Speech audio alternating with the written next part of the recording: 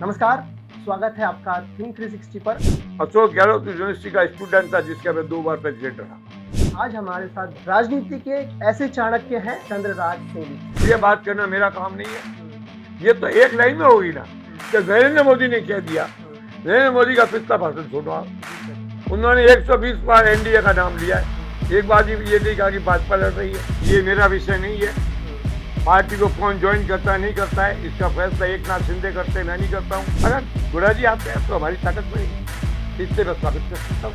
आज मैं कुछ नहीं कह सकता। हम एक बात जानते हैं, भाजपा की जीत हिंदुत्व की जीत है। हिंदुत्व की जीत शिवसेना की जीत है। इनकी कोई आवाज नरेंद्र मोदी की गर्जना और उसकी हुंकार के सामने बहरी हो जाती है। करनी चाहिए। परिवर्तन यात्राओं की इतनी सफल रिपोर्ट नहीं आ रही है। जी सर, भाजपा को इम्प्रूव करना पड़ेगा। दूसरा ना बोलो आप, छोड़िए आप, आगे तीसरा बोलो। अंतिम और महत्वपूर्ण बात, ये पहला चुनाव है जब पार्टियां हारेगी तो व्यक्तित्व जीतेगी।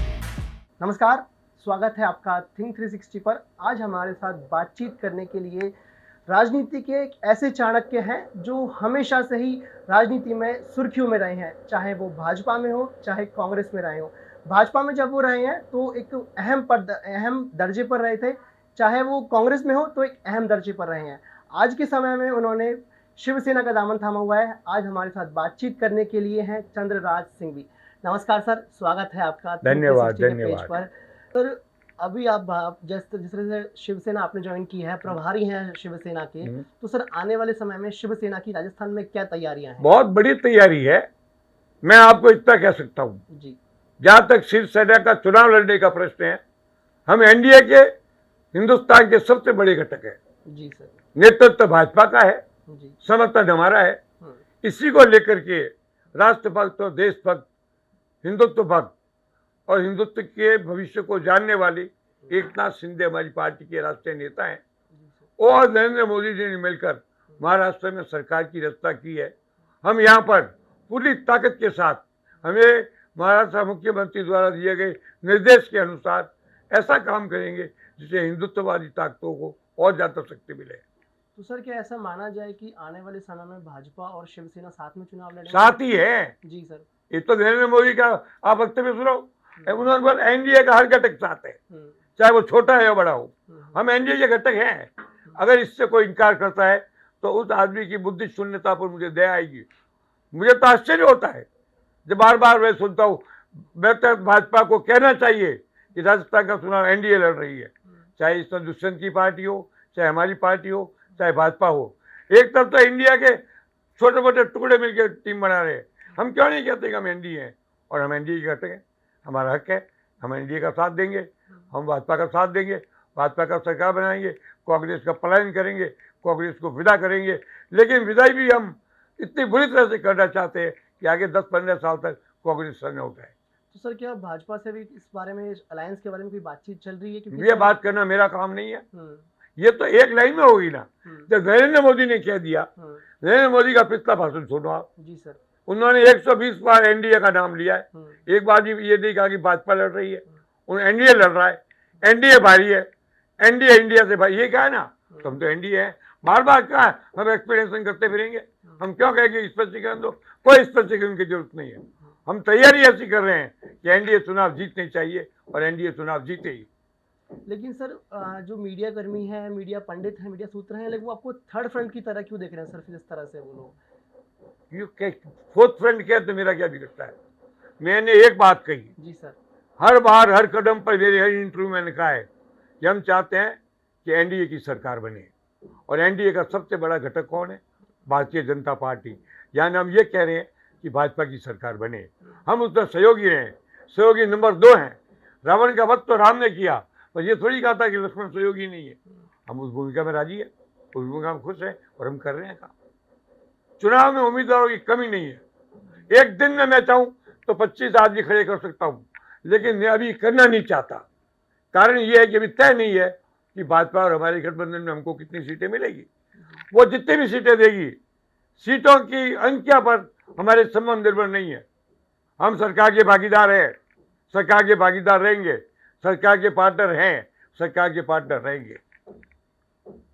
सर, राजस्थान की राजनीति में लाल डायरी का मुद्दा एक बहुत ही अहम मुद्दा बना हुआ है। तो लाल डायरी के जो धारक हैं, लाइक राजेंद्र गुड़ा जी हैं, उनके बेटे हैं शिवम गुड़ा, उनका कल जन्मदिन है। तो लेकिन वो एक ऐड चल रहा है सर, उस ऐड में साफ साफ लिखा हुआ है कि एकनाथ शिंदे जो महाराष्ट्र के मुख्यमंत्री हैं वो आ रहे हैं राजस्थान। तो सर, ऐसा कयास माने जा रहे हैं कि शिवसेना में राजेंद्र गुड़ा ज्वाइन कर सकते हैं? ये मेरा विषय नहीं है।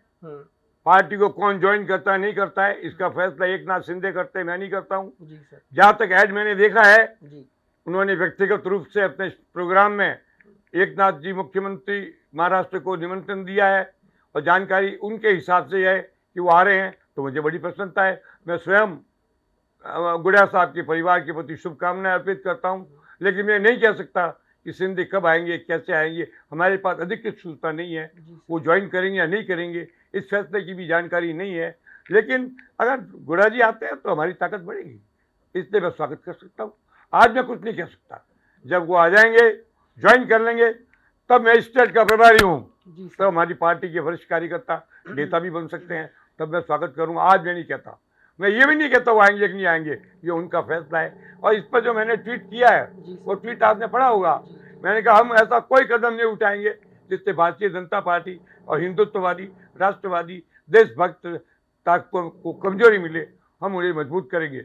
मैंने जब बात की थी शिंदे साहब से ज्वाइन करने के पहले हमारी बात, तब भी हमारा यही बात था। उन्होंने ये कहा था राष्ट्र और देश का सबसे बड़ा नेता नरेंद्र मोदी है, मैंने भी यही कहा था। हमारे विचार एक, हमारा उद्देश्य एक, हमारा दृष्टिकोण एक, हमारी लक्ष्य एक, हमारी सेना एक और हमारी शक्ति एक। सर, आप जब भी किसी पार्टी में जाते हैं आपको एक अहम पद दिया जाता है, तो क्या अगर शिवसेना अगर अलायंस पार्टी एक आने वाले समय में सत्ता में आती है तो क्या वहां पर भी अपने आप को एक अहम पद में? मैं आज भी अहम पार्टी का अहम पद है, मैं स्टेट का प्रभारी हूँ। आज जो भाजपा के प्रभारी का स्तर है वही मेरा स्तर है। मैं प्रभारी हूँ, कांग्रेस का प्रभारी है, हर प्रभारी सब एक समान होते हैं। मैं मेरी पार्टी का प्रभारी हूँ। अब ये कहना कि सरकार बनने के बाद क्या पद मिलेगा, इसका फैसला नरेंद्र मोदी और एकनाथ शिंदे मिलकर करेंगे। मैं इतना जूनियर तो हूँ नहीं कि स्थानीय लोग मेरा फैसला करें, मेरा फैसला वो करेंगे। और दोनों राष्ट्र के महान नेता हैं, उनके हर फैसले को सिरोधारी करना, उसे स्वीकार करना और उसको सफल बनाना, ये मेरा कर्तव्य होगा। सर, एक छोटा सा सवाल मेरा ये रहेगा कि जिस तरह से आप बोल रहे हैं कि शिवसेना एक बी टीम की तरह देखी जा रही है भाजपा की, तो फिर आप भाजपा से ही चुनाव क्यों नहीं लड़ रहे हैं सर? आप फिर ये तो देखने की बात आंख है, कल कोई सी टीम भी कह देगा, इससे फर्क नहीं पड़ता है। हम एक बात जानते हैं, भाजपा की जीत हिंदुत्व की जीत है, हिंदुत्व की जीत शिवसेना की जीत है। भाजपा की जीत देशभक्ति की जीत है, देशभक्ति से बाला साहब ठाकरे के सपनों की जीत है, उद्देश्य की जीत तो है। अब पद क्या मिलेगा, पार्टनरशिप क्या होगी, नहीं भी हो तो क्या हुआ। मैं किसी भी युद्ध में सिपाही को उतना ही महत्व देता हूं जितना कमांडर इन चीफ को देता हूं। मैं आपके अखबार में भी कह रहा हूं, किसी से बड़े लेखक और बड़े से बड़े एडिटर से छोटे पत्रकार की तुलना नहीं की जा सकती। दोनों अखबार की सफलता के लिए समान रूप से उत्तरदायी होते हैं। सर, एक छोटा सा कमेंट वसुंधरा राजे की तैयारियों पर। वसुंधरा राजे मेरी धर्म बहन है, 25,000 लोगों में खड़े होकर राखी बांधी है। मैं मेरे जीवन में वसुंधरा राजे की आलोचना में एक शब्द नहीं कहूंगा, पर आज की तारीख में भारतीय जनता पार्टी के साथ उनके संबंध अधिक से अधिक बेहतर बने, इसकी अपेक्षा करूंगा। जिस दिन नरेंद्र मोदी और अमित शाह उनके सर पे हाथ धर देंगे, हमारी नेता हो जाएगी। अगर वो नहीं रखेंगे तो हमारी पार्टी के वरिष्ठ नेता तो हैं। मैं वसुंधरा के बारे में कभी अपमानजनक, उनके सम्मान के विरोध, उनके हित के विरोध, उनके स्वार्थ के विरोध, उनकी तैयारियों का विरोध में कोई कमेंट मैंने 20 साल में नहीं किया, न मैं करूंगा। सर, इसी तरह से मुख्यमंत्री अशोक गहलोत के ऊपर की तैयारियों पर कोई छोटा सा कमेंट सर। मैं अशोक गहलोत के बारे में कोई इच्छा व्यक्त नहीं करता। हमारा बहुत भयंकर एक दूसरे का 40 साल से विरोध है। 1998 के अंदर मेरे मित्र बड़े भाई हरदेव जोशी और नवल जी ने मिलकर परशुराम जी को रोकने के लिए इनको अवसर दिया। 2003 में मैंने गुड बाई गहलोत करके इनकी छुट्टी कर दी, वो ऐड आपने भी देखा होगा।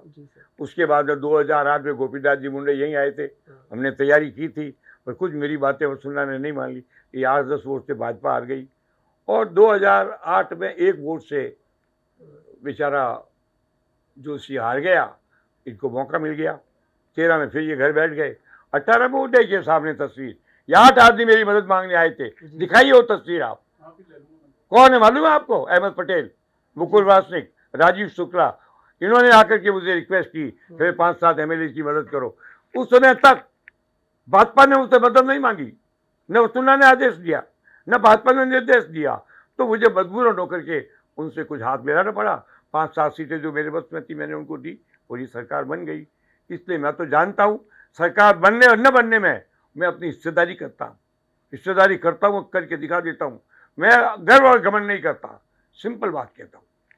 सर, कांग्रेस के कार्यकाल पर क्या कहना चाहेंगे? अभी तक 4.5 साल तक का कार्यकाल है। आने वाले समय, अभी जो समय चल रहा है इसमें अशोक गहलोत जी लास्ट मोमेंट पे अपनी योजनाएं लॉन्च कर रहे हैं और आला कमान के थ्रू अपनी योजनाओं को लॉन्च करवा रहे हैं सर।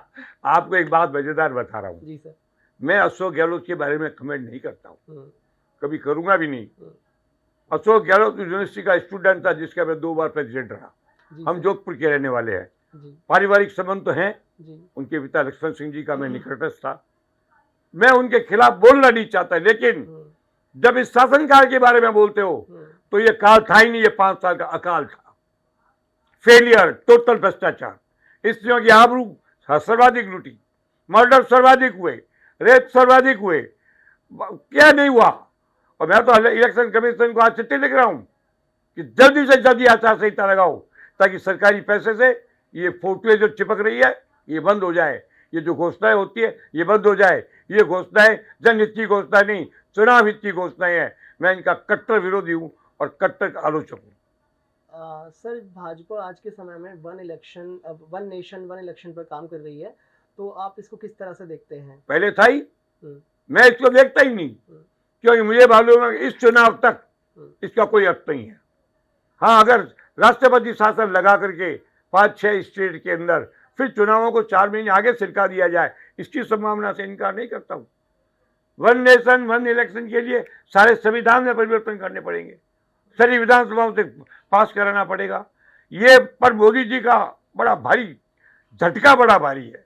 इसके आने के बाद सारी पार्टियों ने अपने चुनाव की प्रक्रिया को ये मान करके कि शायद चुनाव न हो ढील दे दी, जबकि भाजपा एकदम मुस्त है और ताकतवर है।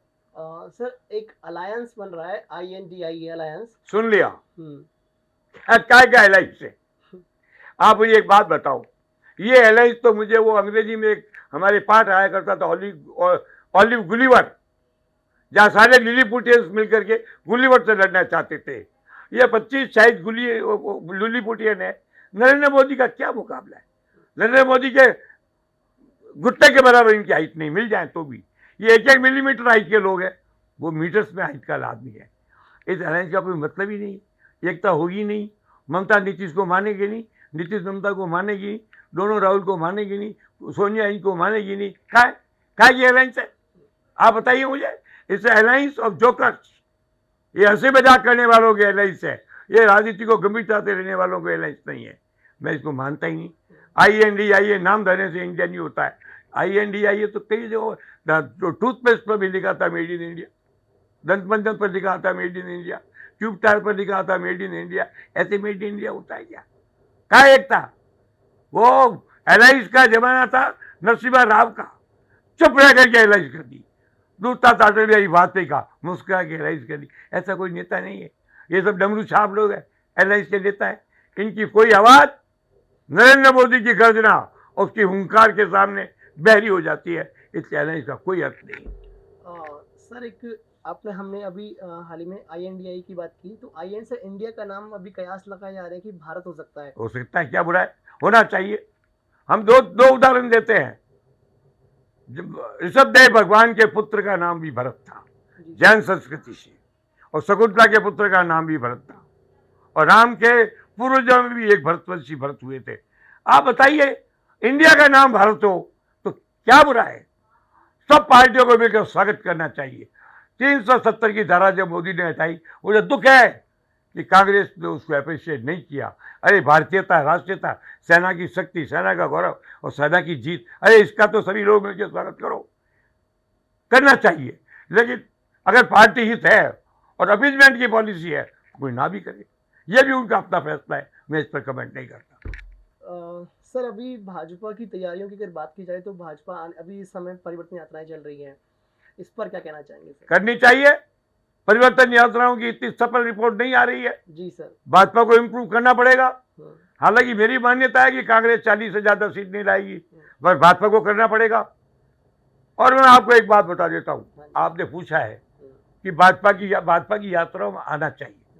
भाजपा की यात्रा में स्थानीय अच्छे वक्ताओं की कमी है, नेतृत्व की कमी है, ये आपको मानना पड़ेगा। और मैं चाहता हूं मोदी का नेतृत्व विश्व का नेतृत्व है, देश का नेतृत्व नहीं है। उसको हर पार्टी बना सकती है, लेकिन और भी तो आना चाहिए। मुझे बड़ी खुशी होगी कि कुछ दिग्गज नेता भारतीय जनता पार्टी के सामने आकर के अपनी नेतृत्व की दावेदारी करें, जो नहीं है। सर, वसुंधरा राजे जी आजकल बहुत ही एक्टिव दिख रही हैं, तो आने वाले समय में भाजपा का चेहरा कौन हो सकता है सर आपके? वसुंधरा भी भाजपा एक केवल चेहरा ही सब कुछ नहीं होता है। जी सर। चेहरा बॉडी का एक पार्ट है, जी। कंधे दूसरा पार्ट है, सीना तीसरा पार्ट है, जी सर। कमर चौथा पार्ट है, भुजदंड पांचवा पार्ट है, हर छठा पार्ट, ये पार्ट है। वसुंधरा भी एक पार्ट हो सकती है। जी। केवल संपूर्ण आयात लेकर के भाजपा का आज की तारीख में राजस्थान में कोई नेता नहीं है। जिन जिन के नाम चल रहे आप जानते हो, मैं कमेंट कर सकता हूँ। अगर आप कहेंगे तो बताऊंगा। नाम बताइए सर। आप पूछिए किसका पूछना था।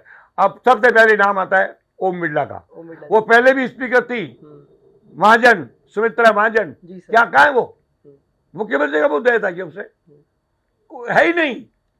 ओम बिरला जी, आप मेरे मित्र हो, मैंने आपको अनुग्रह किया होगा कभी? आपने नहीं किया मुझे। मैं कहने का क्या मेरे को? ओम बिरला जी, आपका पॉलिटिकल आयतन कोटा की तहसील के बाहर नहीं है। राजनीतिक कद आपका बहुत बड़ा मोदी ने दे दिया है, मगर आपका पॉलिटिकल आयतन तो कोटा तहसीलदार की औकात से ज्यादा का है नहीं। दूसरा नाम बोलो आप। राजेंद्र राठौड़ जी। हाँ, छोड़िए आप, आगे तीसरा बोलो। सतीश पूनिया। जाट समाज का भाजपा का बड़ा चेहरा है। वो जाता है, अलबत्ता भीड़ होती है, मगर उसका व्यक्तित्व जो है उसको मैं अभी मेरे हिसाब से मापदंड से मुख्यमंत्री के स्तर से थोड़ा घटिया मानता हूँ। ठीक है सर। केंद्रीय मंत्री गजेंद्र सिंह शेखावत जी, वो जब चुनाव जीत जाएंगे तब मानूंगा। राजस्थान के जोधपुर में संभाग का रहने वाला हूँ। वो उस डिस्ट्रिक्ट के प्रेसिडेंट थे 93 में, जिसका मैं प्रेसिडेंट था 63 में। वो मेरे अनुज हैं, छोटे भाई की तरह है। लेकिन मैं नहीं मानता कि अशोक गहलोत के आक्रमण के बाद उनकी वो छवि रह गई है जो पहले थी। सर, कि जैसे देखा जाए कि कुछ समय से भाजपा के प्रदेश अध्यक्ष जो सीपी जोशी हैं, उनको वो एक बहुत बड़ा चेहरा अपने आप में बने हैं। है, चेहरा ही नहीं है। क्या चेहरा? सीपी जोशी क्या चेहरा है? कुछ चित्तौड़ जिले की तहसील के आदमी है। कोई चेहरा का, अध्यक्ष का चेहरा क्या होता है? वो था वसुंधरा का उस वक्त जब 2003 में मैं उनका एडवाइजर था, मैं उनका कैबिनेट मंत्री था। और बताइए को बचा। सर, एक चेहरा है सर, दौसा से आने वाले सर सांसद। कौन? किरोड़ीलाल मीणा। क्या बात करते हो? वो सीएम का चेहरा नहीं है जी, वो संग्राम का चेहरा है जी। चाहे नेतृत्व महाभारत में किसी का रहा हो, चेहरा भीष्म पितामह का था। भीष्म पिता कहना चाहेंगे आप? वो राजनीति के शानदार व्यक्तित्व हैं, संघर्ष के मसीहा हैं, पार्टी के निष्ठावान है। मुझे दुख है कि भारतीय जनता पार्टी का राष्ट्रीय नेता देख कर भी देखना नहीं चाहता, समझ कर भी समझना नहीं चाहता, सुनकर भी सुनना नहीं चाहता, सोच कर भी सोचना नहीं चाहता। ये दुर्भाग्य है भाजपा का। किरोड़ी जी तो कभी का मंत्री बन जाना चाहिए था। हाँ, ठीक है, वो अतुल मेघवाल में कोई प्रॉब्लम नहीं है, पर अभी तो एक केस दायर किया, मेघवाल की लड़ाई है। हाँ सर, ये दूसरा मैं आपसे एक बात पूछना चाहता हूँ। नॉर्मली कोई ब्यूरोक्रेट मुख्यमंत्री पद पर जाके सफल होता नहीं है, इसलिए उनको नहीं मानता। और कोई चेहरा नहीं सर, ये जो सारे मुख्य चेहरे यही थे। क्यों? राज्यवर्धन राठौड़ जी देखा जाए। बच्चे अभी। अच्छा सुनिए, आप एक चेहरा भूल गए आप। जी सर। महारानी दिया कुमारी का। हाँ सर, वो भी आज के समय में सांसद हैं। नहीं, फिट है, टोटली फिट है। सबसे बड़ी बात है, सब चेहरों में कलंक मुक्त, आरोप मुक्त, चरित्रवान, श्रेष्ठ, प्रभावशाली व्यक्तित्व, मोदी के पसंद, हाईकमान के पसंद और RSS की पसंद दिया कुमारी है। दिया कुमारी मुख्यमंत्री बन जाएगी, उस दिन लोग घर में घी के चिराग जलाएंगे। हाल ही में अभी जैसे देखा जाए कि सचिन पायलट जी का कल जन्मदिन भी था, और उनको पूरा लेकिन वो देश प्रदेश में थे ही नहीं सर यहाँ पे अभी, और कि हाल ही में उन्हें CWC कमेटी में लिया है, यानी कांग्रेस वर्किंग कमेटी में सचिन पायलट जी को लिया गया है। तो क्या आने वाले समय में ऐसा माना जाए कि वो केंद्र की भूमिका में पायलट को देखा जाए? क्यों भाई, सचिन पायलट की एकमात्र इच्छा राजस्थान की भूमिका में रहने की। वो मेरे प्रिय मित्र राजेश का पुत्र है, बहुत बढ़िया आदमी है, प्रभावशाली आदमी है, मैं आपसे पद तो कोई ले ले, पद किसी को भी दिया जा सकता है, पर पद से आदमी का कद नहीं बनता है। व्यक्तित्व का निर्माण व्यक्ति को स्वयं करना पड़ता है। पद तो दिया जा सकता है।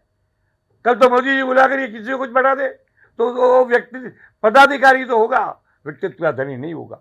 राजेश पायलट का पुत्र सचिन पायलट व्यक्तित्व का धनी है। मैं कहता हूँ आज एक आदमी में युवकों में इतना आक्रोश, इतना जोश, इतनी फॉलोइंग और इतना समर्थन प्राप्त करना, आई हेल। मैं कहता हूँ काश से अच्छा होता कि अगर सचिन पायलट कांग्रेस के अन्य जो गड़बड़ लोग हैं इनसे मुक्त होता। ठीक है, उनके साथ घोर अन्याय हुआ है।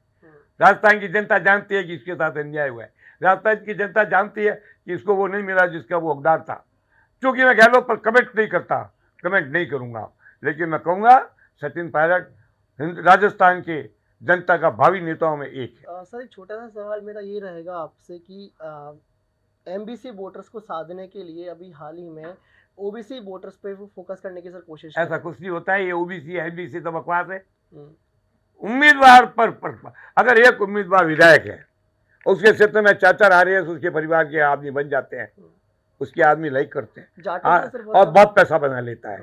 वो बैलगाड़ी से चढ़कर सीधा रोल्स रॉयस पे आ जाता है, तो वोटर छोड़ता नहीं है। वोटर ईमानदारी का, वोटर खुद चाहे बेईमानी का पात्र बन जाए, पसंद ईमानदारी को करता है। सबसे बड़ी खराबी कांग्रेस की है, 50 आदमी विधायक इनके ऐसे हैं जो जनता की नजर में गिर चुके हैं। ये रेवड़ियां बांटने से कुछ नहीं होता है। अगर इमेज ही खराब है तो रेवड़ियां क्या करेगी, आप बताइए मुझे। आप इसलिए कांग्रेस की बहुत बुरी गति है। 35-40 सीट लाए तो आप बधाई देना, अगली बार आना, मैं आपको जिलावार बता दूंगा किस जिले में कितनी सीट कांग्रेस की आई। सर एक कमेंट है छोटा सा कि एक विधायक ने बोला था कि कांग्रेस के इतने विधायक आएंगे कि ये सारे एक ही फॉर्च्यूनर में आ जाएंगे सारे के सारे। ये बात मैं नहीं कहता, पर फॉर्च्यूनर मिनी बस तो हो ही सकती है। ज्यादा करो एक लाइन वो हो जाएगी वॉल्वो है, इतना दम नहीं है। इसके 50 से ज्यादा आते भी है। कई संबंधों में तो खाता खुलना मुश्किल है। मारवाड़ में तो इसकी मुश्किल से 40 में 7-8 सीट आने वाली है। और बाकी मैं बताऊंगा, मैं स्टडी कर रहा हूँ, मैं स्टडी करने के बाद कहूँगा। लेकिन मैं एक बात कह रहा हूँ, अंतिम और महत्वपूर्ण बात, ये पहला चुनाव है जब पार्टियां हारेगी और व्यक्तित्व जीतेंगे। कम से कम 35-30 आदमी निर्दलीय जीतेंगे। हो सकता है कांग्रेस की बराबर की संख्या निर्दलियों की आ जाए। अरे आपके जयपुर संभाग में 2-3 निर्दलीय जीतेंगे, जयपुर में जीतेंगे 1-2 निर्दलीय, हर जगह जीतेंगे। सीट बताएंगे, वक्त आएगा जो वही बताएंगे। आज मैं बताऊंगा तो लोग उनको काटने में लग जाएंगे। हनुमान बेनीवाल पर सर बहुत हिम्मत वाला आदमी है, कारगर आदमी है, अपनी जाति का शीर्ष है, बहुत तगड़ा बोलता है। अगर वो बोलने में थोड़ा और संतुलन लाए तो राजस्थान के श्रेष्ठ वक्ताओं में से एक कह सकता हूँ। अच्छा आदमी है, मेरे छोटे भाई की तरह, मेरे निजी संबंध है, मैं उनका प्रशंसक भी हूँ। लेकिन मैं एक बात जानता हूँ कि उनके मन में भी केवल जातवाद है, ये गलत है। उनको 36 कौम को साथ लेना चाहिए, वो ले सकते हैं। अभी उनकी मर्जी है, लेने ले, हम तो सुझाव दे सकते हैं, निर्णय करना उनका हाथ है। सर भाजपा से थोड़े से हनुमान बेनीवाल के सुर थोड़े से बिगड़े हुए नजर आ रहे हैं सर कुछ। ये उनका आपसी संबंध है, राजनीति है, ये तो राजनीति है। समझे, कल तक जो लोग परम समर्थक थे अशोक गहलोत के, कई आज विरोधी है। वो कल तक सचिन पायलट के मुरीद थे, चाहे वो रोहित बोरा हो, चाहे वो अबरार हो, चाहे वो दर्शन हो, आज वो नहीं है उनके साथ। रिश्ते बनते हैं, रिश्ते बिगड़ते हैं। जब पति पत्नी में तलाक हो सकता है तो इन रिश्तों के बनने बिगड़ने में ताजुब क्या होता। तो ये थे हमारे साथ राजनीति के चाणक्य जाने वाले चंद्रराज सिंह भी, जिनका कहना है कि आने वाले समय में शिवसेना और भाजपा का एक अलायंस हो सकता है और एक राजस्थान की राजनीति में बहुत ही अहम फैसला आने वाले समय में हो सकते हैं। इस पूरी रिकॉर्डिंग में हमारे साथ रहे हैं कैमरा जर्नलिस्ट गणेश यादव के साथ मैं कुणाल गोयल, थिंक 360 जयपुर।